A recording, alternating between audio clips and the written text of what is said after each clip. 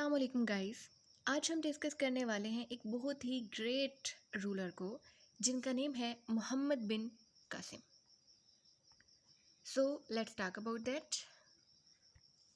Mohammad bin Qasim की birth हो रही है 695 एडी में। Okay, so AD means anno domini, after the birth of Jesus Christ, और डेथ है इनकी 715 एडी में। ओके, तो ये चीज़ आपको याद होनी चाहिए कि बर्थ है 695 में और डेथ है 715 में। मोहम्मद बिन कासिम जो थे वो बेटे थे कासिम बिन यूसुफ के, जबकि हज्जाज बिन यूसुफ जो थे वो इनके चचा थे। उस वक्त उमैया डिनेस्टी की जो चलती आ रही थी उसमें खलीफा थे। हज्जाज बिन यूसुफ ने ही ट्रेनिंग दी थी मोहम्मद बिन कासिम को लड़ने की, कम्बैट की और गवर्नेंस हुक्मरानी की ट्रेनिंग हज्जाज बिन यूसुफ ने ही दी थी। और ट्रेनिंग देने के बाद उन्हें अपॉइंट कर दिया था पर्शिया का गवर्नर। तो यहाँ से आप उनका एक्सपीरियंस चेक कर सकते हैं कि हुक्मरानी का एक्सपीरियंस था, जंगजुई का एक्सपीरियंस था।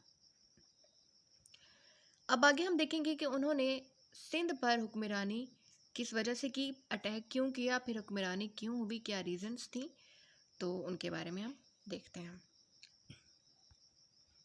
Reasons of attack on Sindh belong of सब कॉन्टिनेंट।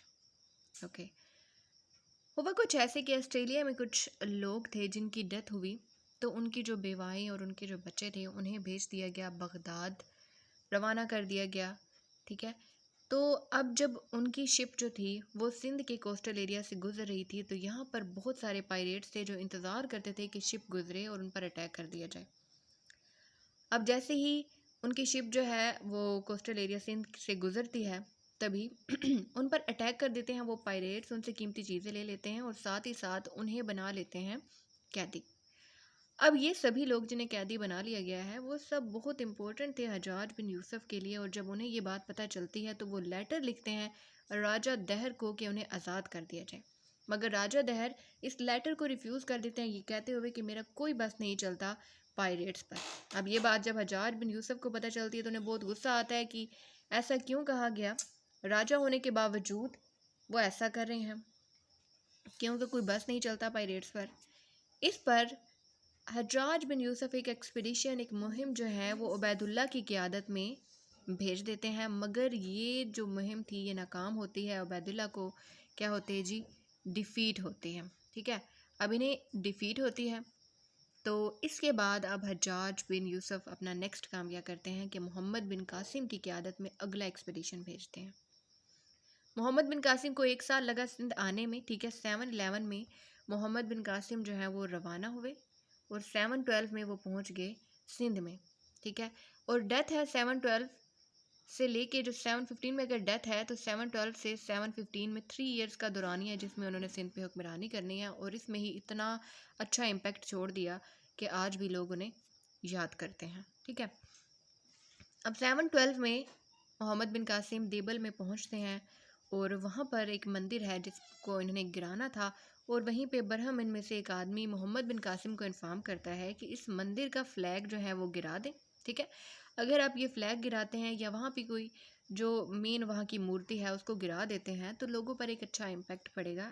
इम्पैक्ट मतलब आपके लिए अच्छा होगा वो ऐसे, क्योंकि इन सब लोगों का मानना है कि अगर ये फ्लैग जो है वो गिर जाए या वो मूर्ति गिर जाए तो मतलब कि जो भी गिरा देता है वो उन पर हुक्मरानी कर सकता है। ठीक है, तो मोहम्मद बिन कासिम वहाँ पर क्या करते हैं, उस फ्लैग जो है उसको भी गिरा देते हैं, वो मूर्ति भी गिरा देते हैं, और उसके बाद पूरे सिटी पर होल्ड ले लेते हैं। ठीक है, अब एक बात याद रखनी है कि ये सारा काम उस वक्त जब मोहम्मद बिन कासिम एंटर हुए हैं तो 17 ईयर्स के हैं, कई जगहों पे 22 भी आता है। सो कंफर्म बात ये नहीं है कि क्या ईयर था उनका, लेकिन इनमें से ही कोई उनका जो है वो इतने ही ईयर्स में वो थे। दूसरी बात, सिर्फ और सिर्फ मोहम्मद बिन कासिम ही ये सब नहीं कर रहे, बल्कि पीछे से उनको जो ट्रेनिंग मिल रही है, पीछे से एक असिस्टेंस मिल रही है और परमिशन जो है वो हज्जाज बिन यूसुफ से ले रहे हैं। वही उनकी सारी पॉलिटिकल स्ट्रेटजी है, मिलिट्री कैसे होगी, कितनी होगी, वो सारी स्ट्रेटजी, कब अटैक करना है, सब कुछ हज्जाज बिन यूसुफ जो है उन्हें बता रहे थे। तो कैसे बता रहे थे, जबकि वो तो अरब में थे, तो वो कैसे बता रहे थे?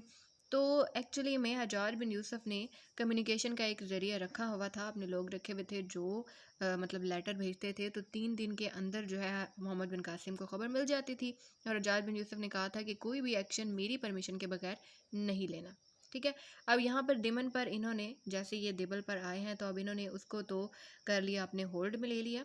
उसके बाद इन्होंने उस मंदिर को गिरा कर वहाँ पर मस्जिद तामीर कर दी, ठीक है। और वहाँ पर 4000 क्वार्टर्स जो हैं वो मुसलमानों के लिए भी तामीर किए गए।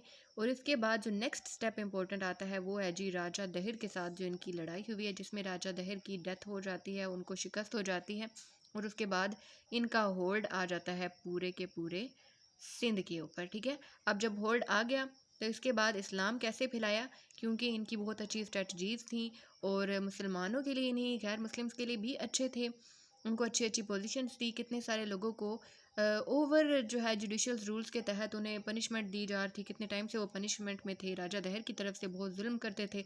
इसीलिए तो बरहमन ने भी बता दिया मोहम्मद बिन कासिम को कि जी आप फ्लैग को गिराएं तो आप होल्ड ले सकते हैं, क्योंकि ये लोग खुद चाहते थे कि राजा दहर जाए किसी तरह और कोई और हुक्मरान आए, क्योंकि वो अच्छा नहीं था। तो अब इनकी स्ट्रेटजीज अच्छी थी, मुस्लिम गैर मुस्लिम सब के लिए अच्छे थे, जुडिशियस रूल्स अच्छे इन्होंने इंट्रोड्यूस करवाए, ठीक है। और इसी वजह से फिर लोग जो है जब उन्होंने देखा कि इतने अच्छे हैं तो लोग जो हैं वो इनके साथ हुए। और ऐसे ही कितने लोग जो हैं वो इस्लाम में भी आए गए, तो ग्रोथ इस्लाम की भी अच्छी हुई और उसको आज भी याद रखा जाता है, ठीक है। तो अब नेक्स्ट देखें तो डेथ कैसे हुई मोहम्मद बिन कासिम की। तो जैसे ही अब हम ये तो देख ही चुके हैं कि 712 से 715 का है सिर्फ और सिर्फ इनका लाइफ स्पैन, तो यानी 3 साल की बस है, ठीक है।